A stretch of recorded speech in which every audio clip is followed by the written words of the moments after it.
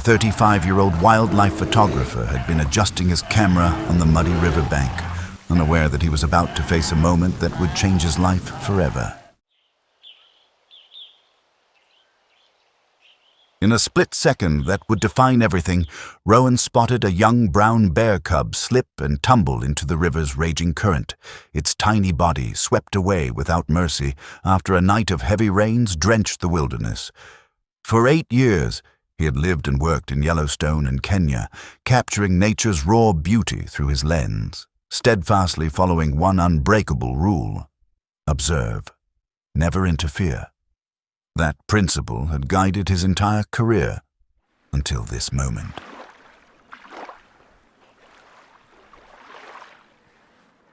The bear cub, barely 5 months old, had wandered too close to the edge when the ground suddenly gave way beneath its paws.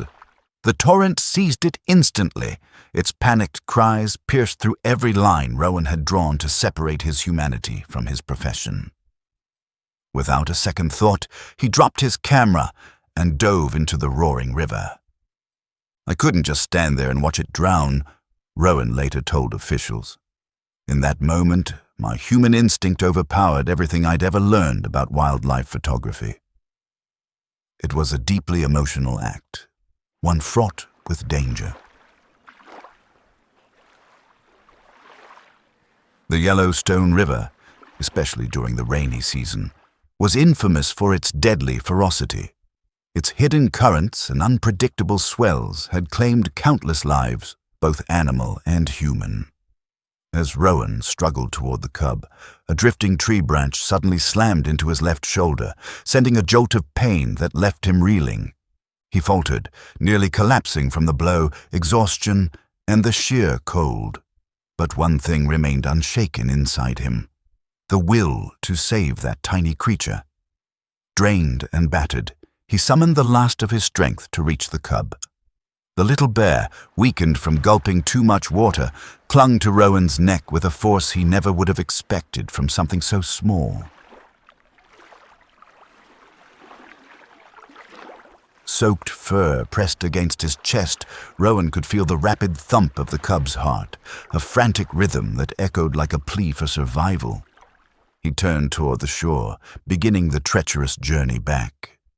The icy current tugged relentlessly, dragging him toward deeper, darker waters, where unseen dangers, like crocodile jaws lying in wait, could strike at any moment.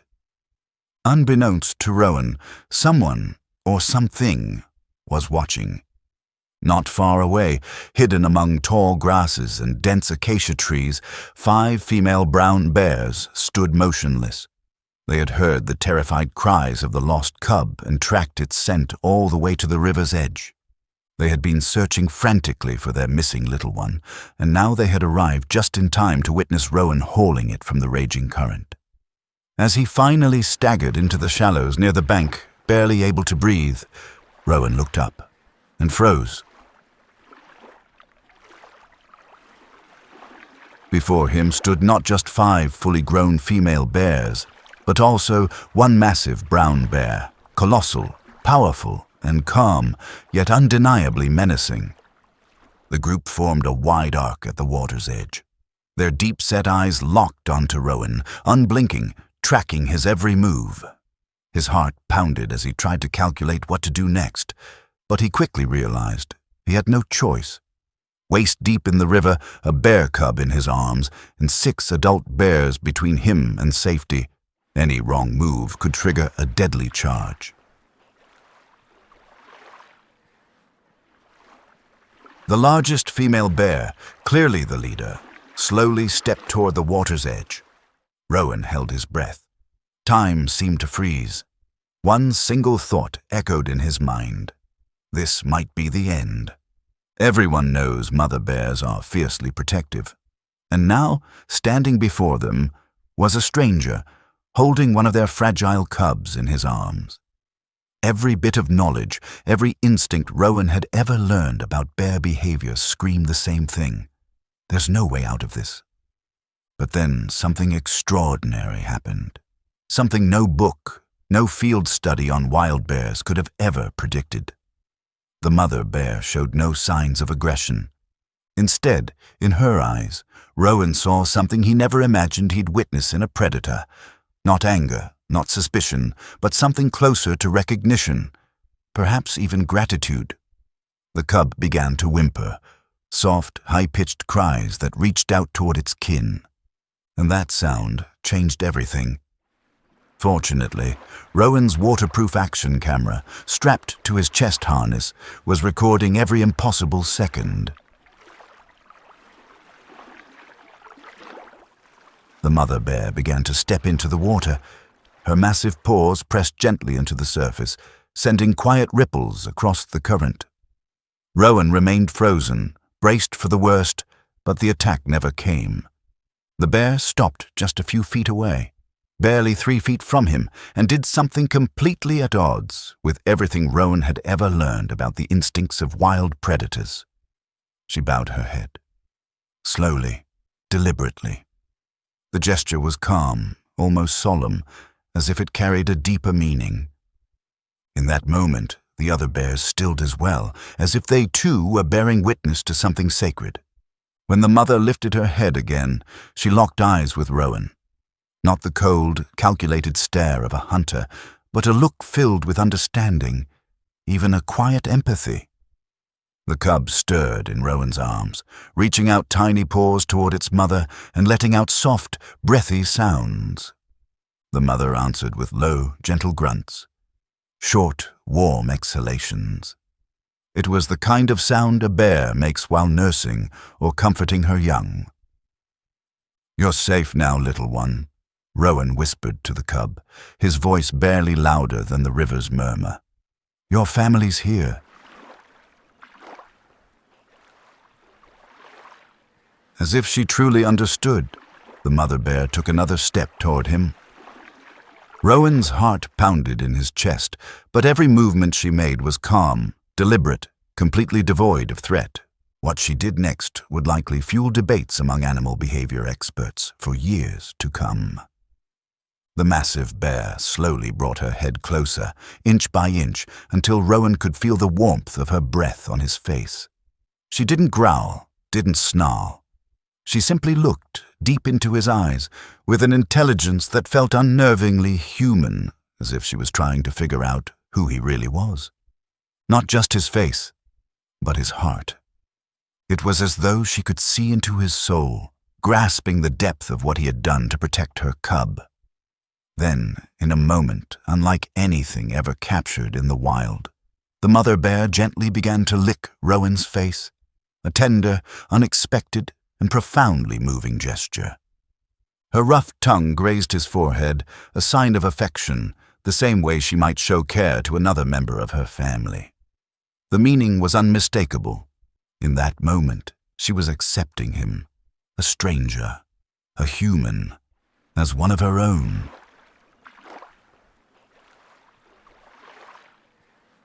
Rowan stood motionless, barely breathing, face to face with a powerful predator now offering a symbol of trust, something that defied everything he thought he knew about the wild. The moment lasted less than 30 seconds, but its message was crystal clear. Every other bear in the clearing understood it. Rowan was not a threat. He wasn't prey. He was the one who had risked his life to save one of their own. One by one, the other female bears began to step closer.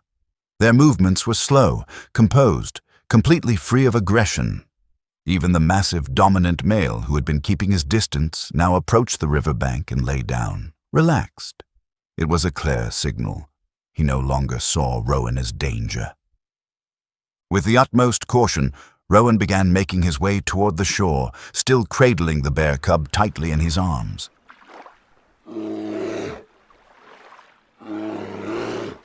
The adult bears stepped aside, quietly parting to make way for him. Their eyes held no menace. On the contrary, the gesture felt more like an honor guard, an act of respect, than any instinctual reaction. When Rowan finally stepped onto dry ground, he gently set the cub down on the soft earth. As soon as its paws touched the ground, the mother bear rushed over.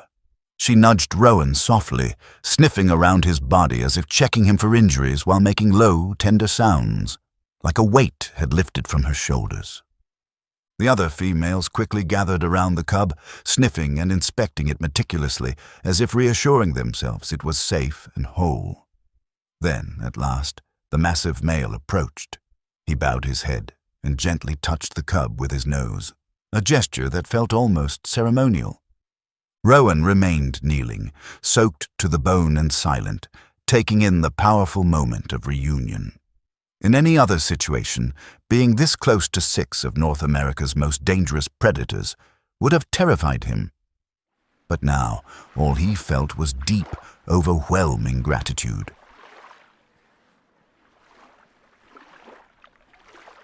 He had just witnessed something incredibly rare, the emotional bonds and profound unity of a wild bear family. When wildlife expert Dr. Noelle Winter later reviewed the footage captured by Rowan's chest-mounted action cam, even she was at a loss for words. She explained that the mother bear's licking gesture, usually reserved only for close family, had, in this instance, been offered to a human. It was unprecedented.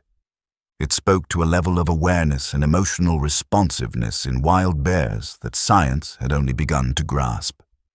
It was, in every sense, a recognition and perhaps even a form of gratitude on a level never before attributed to brown bears.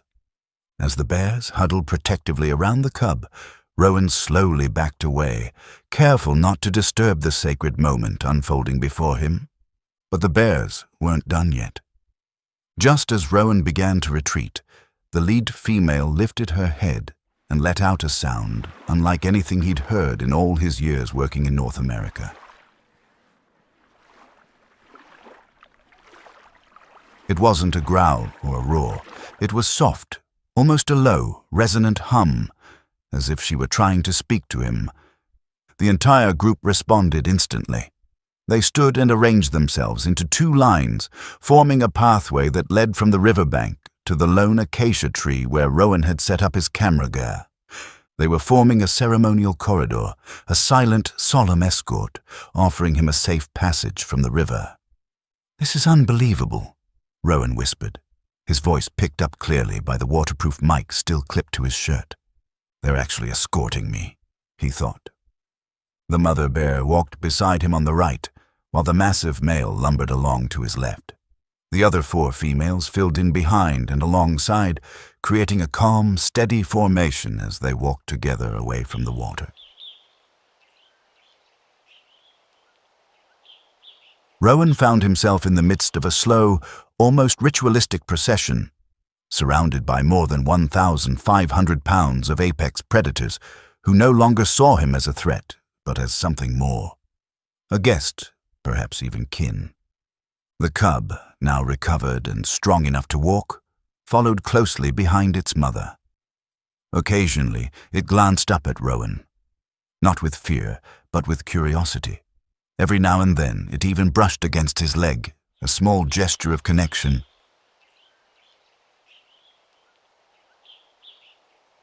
Rowan couldn't find the words to describe the surge of emotion welling up inside him. When they reached the acacia tree where he had left his gear, the bears came to a halt.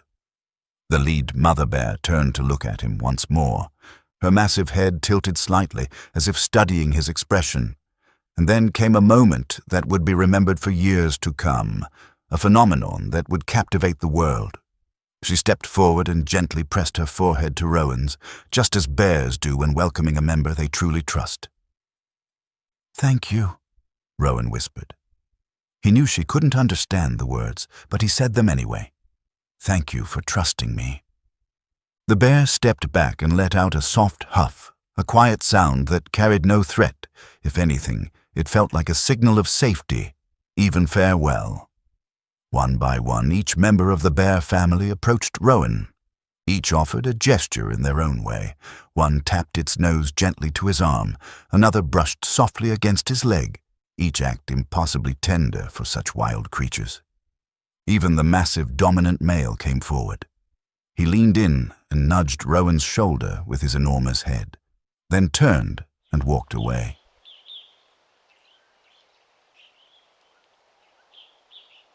Last came the cub.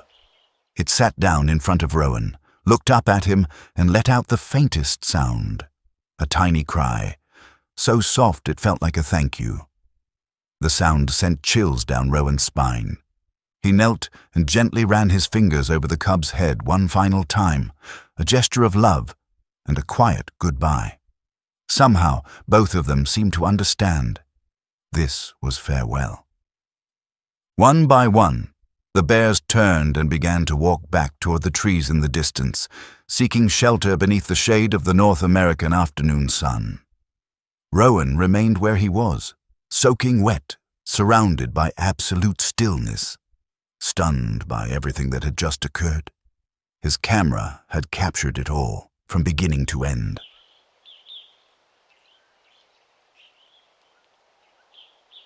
In the months that followed, wildlife experts reviewed the footage, analyzing every gesture, every movement.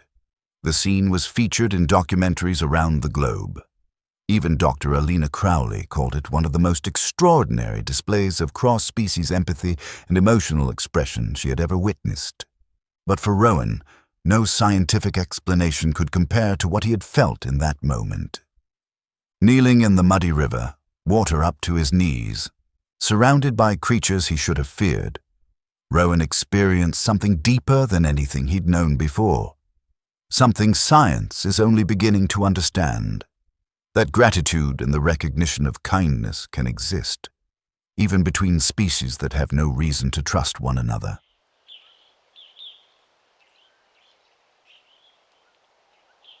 The brown bear cub that Rowan had risked his life to save that day eventually grew into a strong, commanding adult male.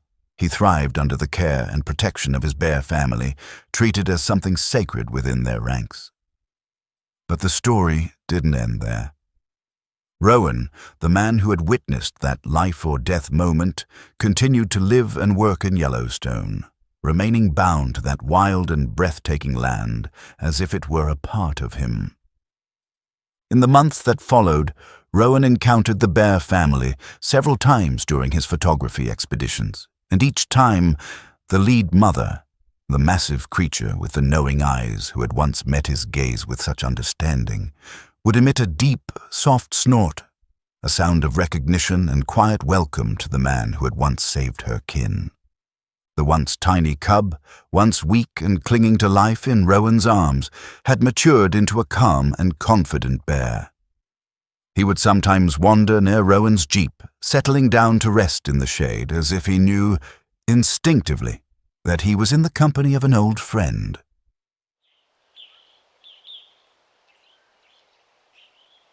Local Yellowstone guides gradually began to call Rowan by a nickname, Simba, the one accepted by the pride. Even if the bond between man and bear had lasted only a brief moment in time, it was enough to inspire wonder. Tour companies later launched the Rowan Hale expedition, hoping to share a glimmer of that unbelievable encounter between human and wild. No one else could ever quite recreate the extraordinary connection Rowan had forged, not just with the cub, but with an entire family of bears.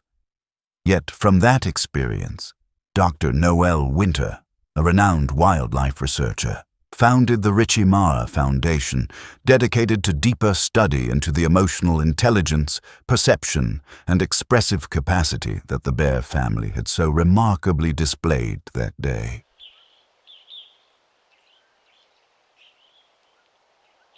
Rowan's story reminds us that the line between human and animal consciousness isn't as rigid as we once believed. Dr. Noel wrote in a groundbreaking scientific report that echoed around the world. What we witnessed wasn't just instinctive reaction. It was something far more profound. Values we often assume belong only to humans: gratitude, respect, and the ability to recognize when a deeply meaningful act has been done. For Rowan Hale, that day had begun like any other, seeking out fleeting moments of wild beauty to capture on camera. But what unfolded changed his life forever. He returned not just with rare footage, but with an entirely new understanding of the bonds that can exist between species. Compassion, Rowan came to realize, isn't limited by language or biology. It is a universal emotion, one that transcends species, speaks through action, and touches the heart. Even the heart of a creature we're only just beginning to understand.